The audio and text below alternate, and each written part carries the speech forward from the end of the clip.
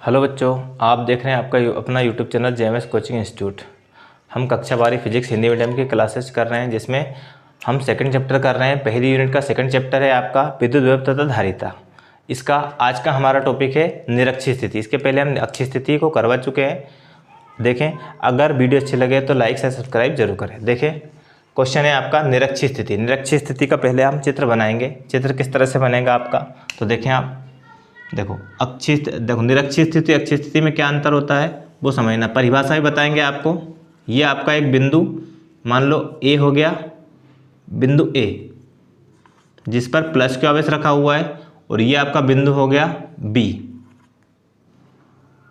जिस पर minus Q आवेश रखा हुआ है। ये दो बिंदु हो गए। इनका मध्य बिंदु क्या है, ओ।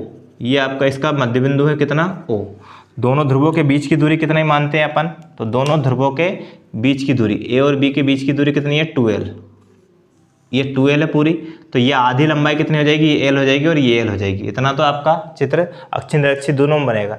अक्षीय स्थिति में क्या होता है आपका, अक्षीय स्थिति में क्या होता है कि ये जो आपका बिंदु होता है, इस द्विध्रुव को हम आगे बढ़ाते हैं तब अक्षीय स्थिति में क्या होता है, इस ध्रुव को आगे बढ़ाने पर एक बिंदु P मिलता है, उस पर विभव निकालना रहता है। और निरक्षीय स्थिति में जो दोनों ध्रुवों के मध्य बिंदु से है ना, R दूरी पर, जैसे मान लो ये आपका हो गया R दूरी, ठीक है, सॉरी ये कितना हो गया R दूरी है ना। R दूरी पर एक बिंदु क्या है, P है। निरक्षीय स्थिति में लंबार्धक पर ये दोनों ध्रुवों से समान दूरी पर, इस पर अपने को क्या निकालना है, विभव निकालना है। इस पॉइंट पर बिंदु P पर क्या निकालना है अपने को, विभव की गणना करनी है। इस बिंदु P पर क्या निकालना है अपने को, विभव की गणना करनी है, ठीक है। तो निरक्षीय स्थिति की परिभाषा क्या हो जाएगी, है ना, वो समझना कि जब कोई बिंदु जिस पर विद्युत क्षेत्र की तीव्रता ज्ञात करनी है, देखें कि जब कोई बिंदु जिस पर क्या निकालना है, विभव निकालना है, ठीक है, वो द्विध्रुव अक्ष के लंबार्धक पर, ये द्विध्रुव अक्ष के लंबार्धक पर जिस बिंदु पर विभव निकालना है वो द्विध्रुव अक्ष के अगर लंबार्धक पर स्थित होता है तो उस बिंदु को द्विध्रुव की तुलना में कौन सी स्थिति में कहते हैं, निरक्षीय स्थिति में कहते हैं। और अक्षीय स्थिति में क्या होता है कि जब कोई बिंदु जिस पर विभव ज्ञात करना है वो बढ़ाए गए द्विध्रुव अक्ष पर स्थित होता है तो अक्षीय स्थिति, और लंबार्धक पर स्थित होता है तो निरक्षीय स्थिति कहलाता है, ठीक है। ये दोनों समान दूरी पर, इसलिए ये वाला एंगल क्या होगा, ये दोनों भुजाएं बराबर, ये वाला और ये वाली लाइन क्या होगी, बिल्कुल बराबर होगी। तो ये भी आपका थीटा हो जाएगा और ये भी कितना हो जाएगा, थीटा। इसको मान लिया हमने, ठीक है ना। अब थ्योरी हम लिखते हैं। देखो, परिभाषा हमने पहली जो निरक्षीय स्थिति पहले करवाई थी विद्युत क्षेत्र की तीव्रता के लिए, उसमें लिखवा दिया, आप देख सकते हैं। अब यहाँ हम प्रश्न के हिसाब से लिखेंगे, चित्र के हिसाब से, कि माना ए बी एक विद्युत ध्रुव है, माना ए बी एक विद्युत द्विध्रुव है जो किससे मिलकर बना है, जो प्लस क्यू और माइनस क्यू, प्लस क्यू और माइनस क्यू आवेश से मिलकर बना है, आवेश से मिलकर बना है ना। जिनके बीच की दूरी कितनी है, 12 है। जिनके बीच की दूरी 12 है। देखो, इनके बीच की दूरी कितनी है, 12 है। इसके मध्य बिंदु किससे, ओ से। इसके मध्य बिंदु ओ से कितनी दूरी पर, आर दूरी पर, आर दूरी पर एक बिंदु क्या है, पी है, बिंदु पी है, जिस पर क्या निकालना है, जिस पर विभव ज्ञात करना है ना, ठीक है। देखो, ए बी एक विद्युत ध्रुव है जो प्लस क्यू माइनस क्यू आवेश से मिलकर बना है, जिनके बीच की दूरी कितनी है, 12 है। इसके मध्य बिंदु ओ से आर दूरी पर एक बिंदु क्या है, पी है, जिस पर क्या निकालना है अपने को, विभव निकालना है, ठीक है। तो वो कैसे निकालेंगे, देखें आप। बिंदु प्लस क्यू आवेश के कारण सबसे पहले लिखेंगे प्लस क्यू आवेश के कारण, प्लस क्यू आवेश के कारण बिंदु पी पर विभव, बिंदु पी पर विभव, ठीक है। प्लस क्यू से कारण निकालेंगे। विभव का फॉर्मूला हमने पीछे पढ़ा था, क्या होता है, v बराबर होता है 1/4πε0। आवेश होता है ऊपर और नीचे होता है उनके बीच की दूरी, ठीक है। तो अब देखेंगे हम क्या कि v प्लस क्यू से कारण निकाल रहे थे, प्लस क्यू बराबर 1/4πε0 इंटू आवेश कितना है, प्लस क्यू, और उनके बीच की दूरी, है ना। तो देखो ये आवेश ए बिंदु ए पर है प्लस क्यू, और उनके बीच की दूरी कितनी हो गई, एपी। ये क्या हो जाएगी, एपी हो जाएगी। उनके बीच की दूरी कितनी हो जाएगी, एपी हो जाएगी, एपी। इक्वेशन क्या हो गई, फर्स्ट। अब इस एपी का मान निकालना है तो कौन से प्रमेय से निकलेगा, पाइथागोरस प्रमेय से। देखो ये है आपका लंबार्धक पर स्थित, तो ये वाला क्या हो जाएगा आपका 90 डिग्री का एंगल बनेगा यहाँ, ठीक है। अब 90 का बनेगा तो क्या हो जाएगा, समकोण, ये समकोण त्रिभुज बन गया। तो ये सामने वाला क्या हो गया, लंब, ये आपका सॉरी कर्ण हो गया, ठीक है। ये लंब हो गया और ये क्या हो गया, आधार हो गया, ठीक है ना। देखो ये वाला होता है आपका कर्ण, समकोण के सामने वाला कर्ण, और जो एंगल है आपका, एंगल के सामने वाला लंब होता है। तो ये आपका क्या हो गया, आधार हो गया, ठीक है। तो समकोण त्रिभुज लिख सकते हैं अपन, समकोण त्रिभुज कौन से में, AOP में। समकोण त्रिभुज चित्र में देखोगे आप AOP दिख जाएगा आपका, ठीक है। फॉर्मूला क्या होता है, कर्ण का स्क्वायर बराबर लंब स्क्वायर प्लस आधार स्क्वायर। ये फॉर्मूला होता है क्या, कर्ण का स्क्वायर बराबर लंब का स्क्वायर प्लस आधार का स्क्वायर। कर्ण क्या है, देखो आप चित्र में, समकोण के सामने वाला AP स्क्वायर, लंब कितना है आपका O से लेके P तक तो OP स्क्वायर, प्लस आधार कितना है आपका O से लेके A तक तो OA का स्क्वायर, ठीक है। अब हम वैल्यू रख देते हैं, AP का मान निकालना है तो AP का स्क्वायर ऐसा कैसे रहेगा, बराबर OP, O से लेके P तक की दूरी कितनी है, R है, और O से लेके A तक की दूरी कितनी है, L है। तो R का स्क्वायर प्लस L का स्क्वायर हो जाएगा।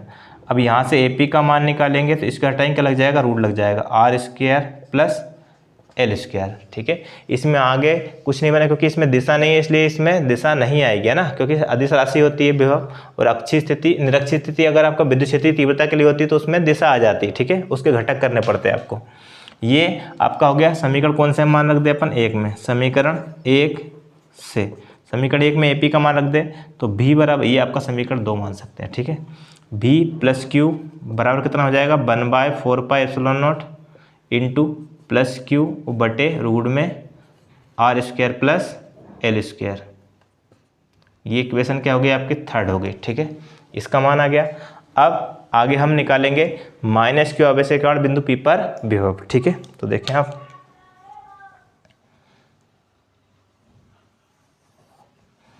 माइनस क्यू आवेश के कारण बिंदु P पर विभव, ठीक है। क्या निकल जाएगा, फॉर्मूला वही रहेगा आपका, V माइनस क्यू बराबर 1/4πε0, ठीक है। और इधर होता है आवेश क्या है, माइनस क्यू, और उनके बीच की दूरी B पर है, माइनस क्यू आवेश है तो उनके बीच की दूरी कितनी हो जाएगी, BP हो जाएगी, BP। इक्वेशन क्या हो गई आपकी, ये फोर्थ हो गई। अब चूंकि BP किसके बराबर है, आपका AP के बराबर है।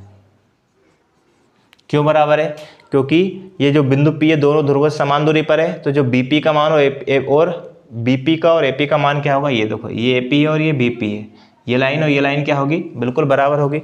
अब BP और AP बराबर है तो जो AP का मान होगा वही BP का मान होगा। तो BP बराबर, देखो AP का मान क्या निकाल चुके हैं अपन, रूट में R square plus L square, root में R square plus L square. ये AP का मान निकाला था, वही BP का मान और AP का मान बराबर है, इसलिए BP की जगह पे वही माना जाएगा, ठीक है। या लिख सकते हैं समीकरण कौन सा रख दिया अपन ने, 2 से, समीकरण 2 से, ठीक है, ये रख दिया। अब यहाँ समीकरण 4 में यहाँ मान रख रहे हैं तो V माइनस क्यू क्या हो जाएगा आपका, 1/4πε0 इंटू माइनस क्यू बटे रूट में R square plus L square. ये इक्वेशन क्या हो गई आपकी, 5 हो गई, ठीक है।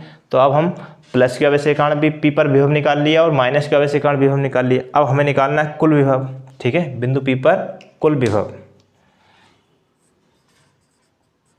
बिंदु P पर कुल या परिणामी विभव बोल सकते हैं अपन, विभव क्या हो जाएगा आपका, V बराबर V प्लस क्यू और प्लस V माइनस क्यू, ठीक है।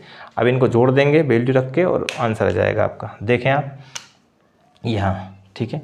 v प्लस क्यू की वैल्यू कहाँ है आपकी, ये समीकरण 3 से, कितनी, v बराबर 1/4πε0, ठीक है, q बटे रूट में r² प्लस l², ठीक है।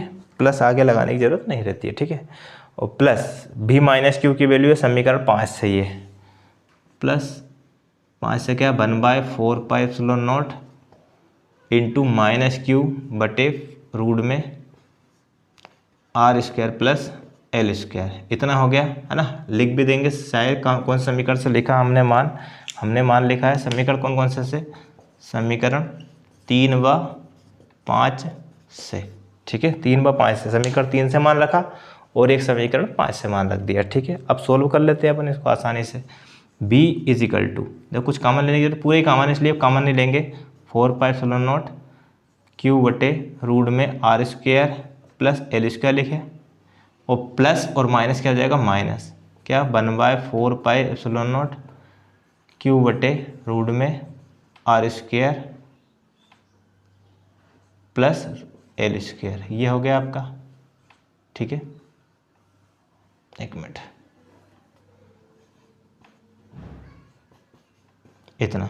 अब देखो ये दोनों वैल्यू क्या समान है तो ये कैंसिल हो सकती है, ठीक है, कैंसिल हो जाएगी, है ना। तो क्या आ जाएगा आपका, देखो ये वैल्यू पूरी समान है, इससे पूरी कैंसिल, तो v बराबर कितना आ गया आपका, 0 हो गया, ठीक है। v बराबर कितना हो गया, 0 हो गया। तो हम यहाँ लिख सकते हैं कि निरक्षित स्थिति में विभव का मान कितना होता है, 0 होता है ना। तो लिख सकते हैं अतः निरक्षीय स्थिति में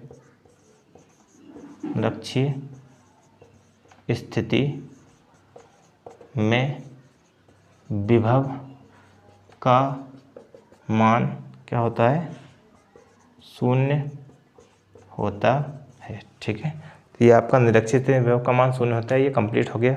तो अभी तक हमने अक्षीय स्थिति, निरक्षीय स्थिति और लगभग विभव वाला टॉपिक, 1 या 2 क्वेश्चन बचे हो, विभव वाला टॉपिक खत्म हो जाएगा। फिर इसके बाद इस चैप्टर में बचेगा धारिता वाला टॉपिक, तो वो क्लियर हो जाएगा तो ये यूनिट कंप्लीट हो जाएगी, ठीक है। धन्यवाद।